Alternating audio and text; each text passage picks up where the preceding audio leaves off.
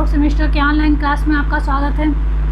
Online class के अंतर्गत पिछले वीडियो में हम लोगों ने स्वराज पार्टी की स्थापना के बारे में बात की थी। स्वराज पार्टी की स्थापना कब हुई और यह कब विघटित हो गई, यानी कि स्वराज पार्टी की स्थापना के बाद और जब इसका विघटन हो गया तो हमारे देश में उस समय क्रांतिकारियों का बहुत ही ज़्यादा प्रभाव देखने को मिला था।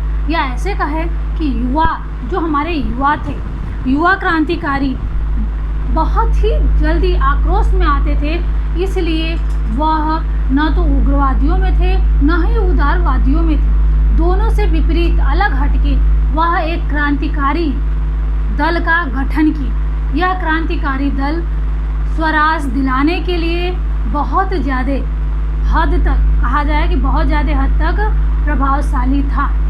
इसी दल ने, यानी क्रांतिकारी दल के कुछ नेताओं ने जब काकोरी कांड किया तो यह बहुत ही प्रसिद्ध हो गया और उसी समय से हमारे देश में क्रांतिकारियों का बोलबाला हो गया।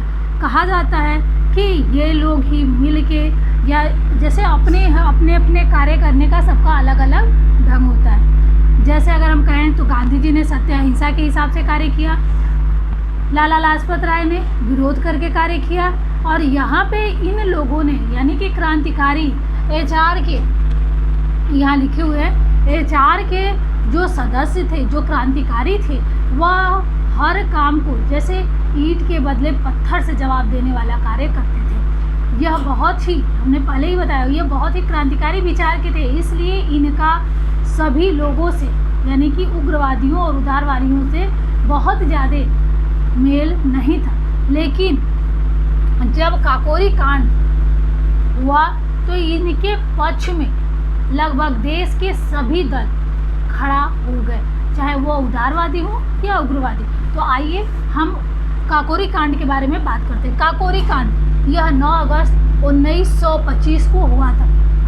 अब हम सबसे पहले तो आपको बता दें कि काकोरी कांड होने के पीछे क्या रीज़न था। यह तो सब जानते हैं कि काकोरी नामक स्थान पे ट्रेन को लूट ली गई थी। तो इस घटना को अंजाम, ट्रेन को लूटने का मतलब कि सरकारी खजाना जो जा रहा था ट्रेन से, उसे लूट लिया गया था। लेकिन वह लूटने के पीछे उद्देश्य क्या था, इसके बारे में भी जानकारी थोड़ी सी होनी चाहिए। तो हम आपको बता दें कि हिंदुस्तान रिपब्लिक एसोसिएशन, जिसको हम HR के नाम से जानते हैं, इसकी स्थापना अक्टूबर 1924 को हो गई थी। और जैसे स्वराज पार्टी की स्थापना हुई थी उसी समय लगभग इसकी स्थापना हो गई थी। यह उग्रवादियों का, वह क्या था,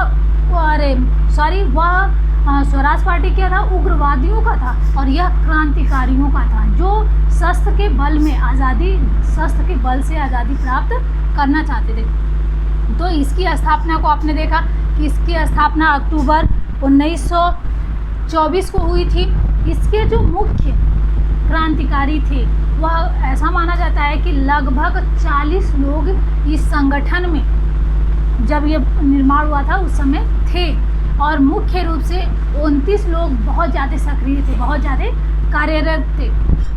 इनमें जो मुख्य थे, जिनको काकोरी कांड के बाद फांसी की सज़ा दी गई, उन्हीं को हमने यहाँ लिखा है। जैसे सचिंद्रनाथ सन्याल, पंडित राम प्रसाद बिस्मिल, चंद्रशेखर आज़ाद, ठाकुर रोशन सिंह, अशफाक उल्ला खां, राजेंद्र नाथ लहड़ी, ये ऐसे क्रांतिकारी थे काकोरी कांड के, यानी HR के कहिए। काकोरी कांड तो कांड हुआ, लेकिन HR के ऐसे ये क्रांतिकारी थे जिन्होंने पूरी ये कांड का, काकोरी कांड का एक तरह से ये सूत्रपात किया, या ऐसे कहिए कि इन्होंने ही इसकी योजना बनाई, जिसमें सबसे महत्वपूर्ण स्थान अगर हम कहें तो राम प्रसाद बिस्मिल को दिया जाता है।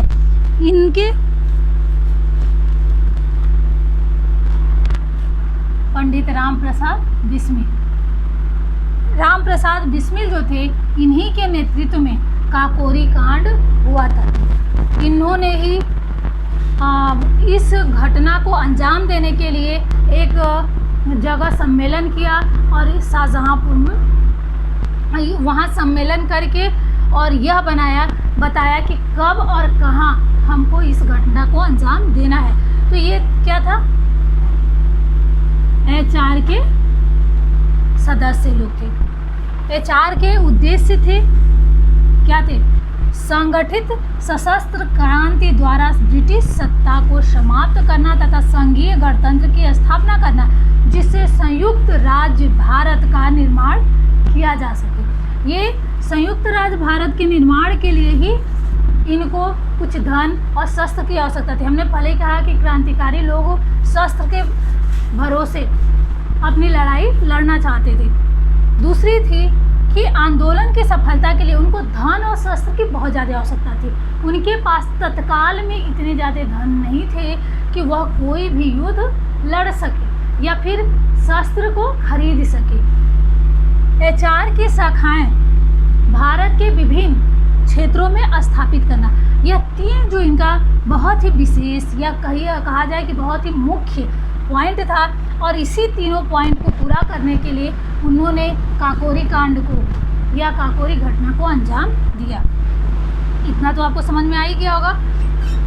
HR ने 9 अगस्त 1925 को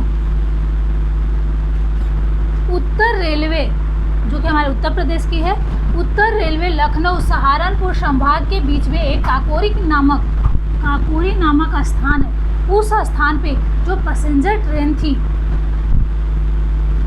8 डाउन ट्रेन, पैसेंजर ट्रेन, उसका नाम था 8 डाउन ट्रेन। उस पैसेंजर ट्रेन को राम प्रसाद बिस्मिल के नेतृत्व में उसका चेन खींच लिया जाता है और उस पे सभी क्रांतिकारी डकैती कर देते हैं। यानी कि उसके खजाने को, सरकारी खजाना उससे जा रहा था, तो उस खजाने को लूट लिया जाता है। और उस लूट के खजाने का उसने क्या क्या उपयोग करना था, यही उपयोग करना था। परंतु सरकार इस षड्यंत्र को, ये कांड तो हो गया, लेकिन सरकार ने इस षड्यंत्र का पता किया और जो HR के जितने भी सदस्य थे, उन सदस्यों को, 40 सदस्यों में से 29 सदस्यों के ऊपर उन्होंने मुकदमा चलाया, जिसमें से सचिंद्र सन्याल, पंडित राम प्रसाद बिस्मिल, चंद्रशेखर आज़ाद, ठाकुर रोशन सिंह, अशफाकुल्ला खां, राजेंद्र नाथ लाड़ी। तो इसमें चंद्रशेखर आज़ाद को छोड़ दिया जाए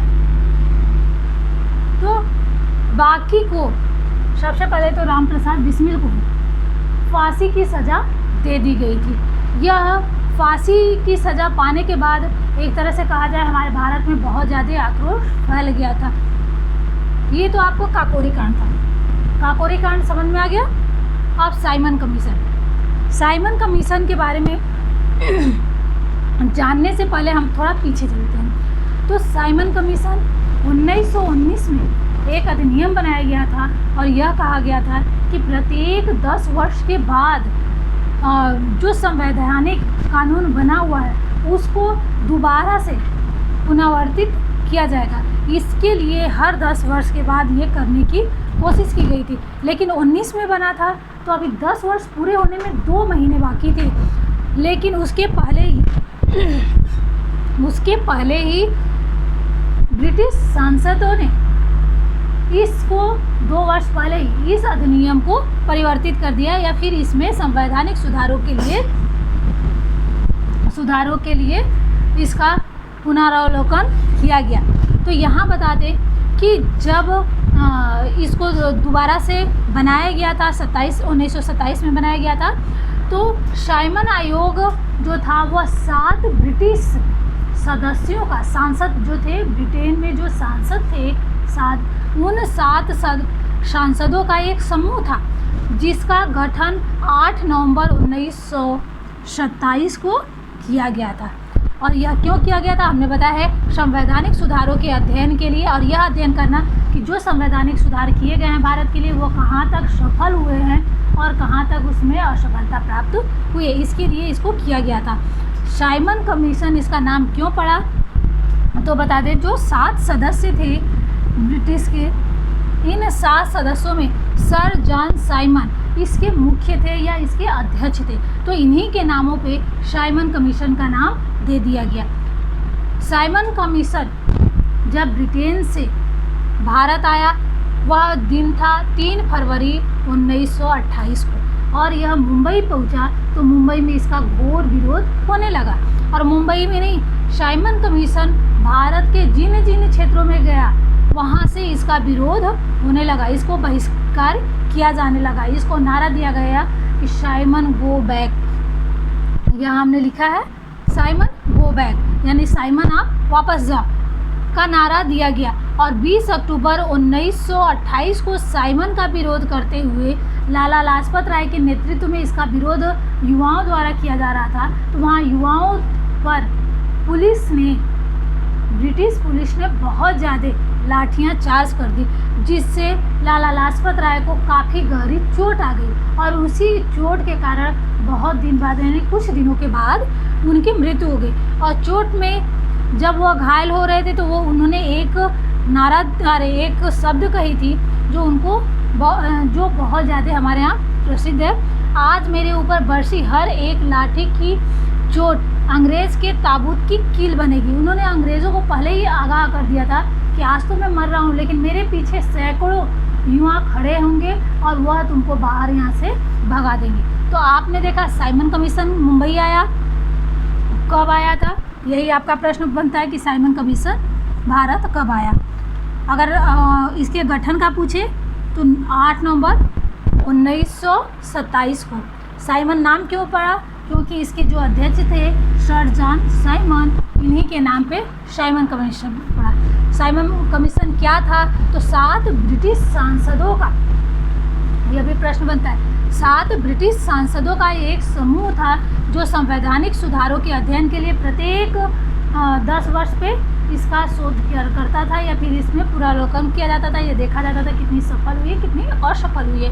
तो इस तरह से देखिए आपने कि काकोरी कांड और साइमन कमीशन हमारे भारत में जब आया तो यहाँ से जो असहयोग दल आपको बताया गया था, असहयोग दल में जो नेतृत्व करते समय गांधी जी ने जो नेतृत्व किया था और पूरे भारत को एकता के जूट में बांधे थे, वह जब ये असहयोग दल खत्म हो गया, या फिर ऐसे कहा जाए कि असहयोग दल को रोक दिया गया, उसको विकृत कर दिया गया या इसको वापस ले लिया गया, तो इससे हमारी एकता भी खंडित हो गई। लेकिन जब साइमन भारत आया तो यहाँ फिर से मुस्लिम लीग, फिर हिंदू महासभा सब एकजुट होकर कार्य करने लगे।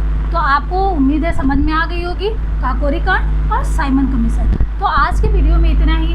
अगले वीडियो में हम बारदोली के बारे में बात करेंगे और 14 सूत्री कार्यक्रम के बारे में।